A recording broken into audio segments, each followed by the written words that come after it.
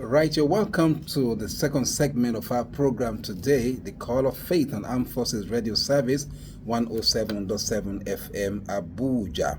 All right, and the second segment of our program today, we shall be talking about casualization of marriages.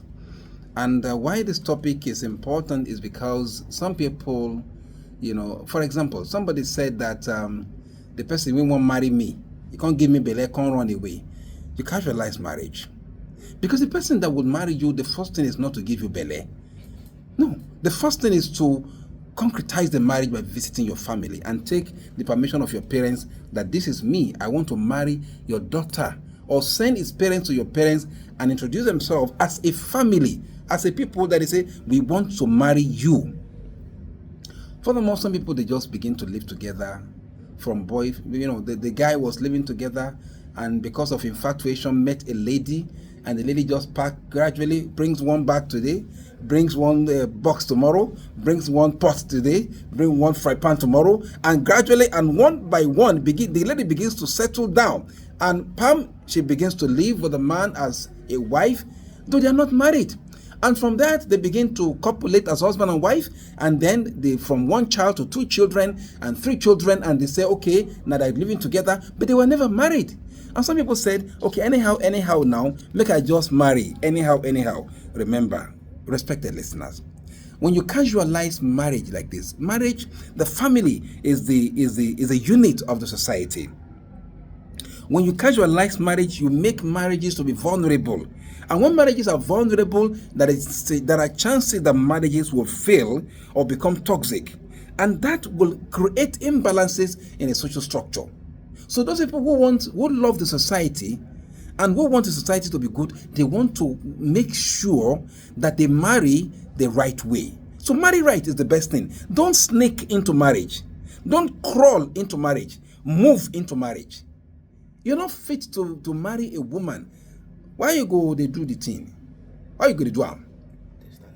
No, you don't have to do that. You don't have to do that. You're not married, and no thanks. I must mention here, what makes people to casualize marriage is because in some climes, marriage have been made to be so expensive. I mean, expensive to the extent that many youth today desire marriage, but they said, I cannot afford marriage. And many girls today, they desire marriage and they said, no man is rich enough to pick me up. Why don't we make marriage to be simple? At least for the purpose of national security. Let us make marriage to be simple, because when somebody is married the right way, in the course of marriage, because the guy knows that it's a process going on now, somebody go talk to them. Somebody will advise him, boy, you are now a married man. He goes for counseling. Somebody tells him, you are now a married man. You are not a man with responsibility. You cannot behave recklessly. You cannot be irresponsible. You have to get home on time. You have to sleep with your wife at home. You have to take care of your children. All these things will be analyzed to them. So the man begins to carry himself with a toga of responsibility. And this is the right thing. But when people casualize marriage, a guy just see a girl, I don't know how they do this stuff, right? Come now, come now. I love you now. And everything I love. Even the man wants to just sleep with you, carry waka. Now love, you go talk, say you love. So this crazy thing called love is nonsense. I'm sorry, I'm using the word nonsense, but actually nonsense, because if the man truly loves you, the first thing is going to demand from you is not sex. It's not to to have intimacy with you. The first thing is to talk through, because marriage is a journey for life. It is not a one-off thing that, okay, let's just do it for some month or it is a lifetime journey. The person who loves you, wants to stay with you, is going to stay with you for his life. He wants to plan your life with you. It isn't just, the next thing is just to trying to swindle you and make you to just fall a prey to that antics and shenanigan of pinning you down. And the moment, look, respected listener, the moment that crazy guy pins you down once or twice or thrice, and is able to pin you down 2 or 3 times, he moves on, man.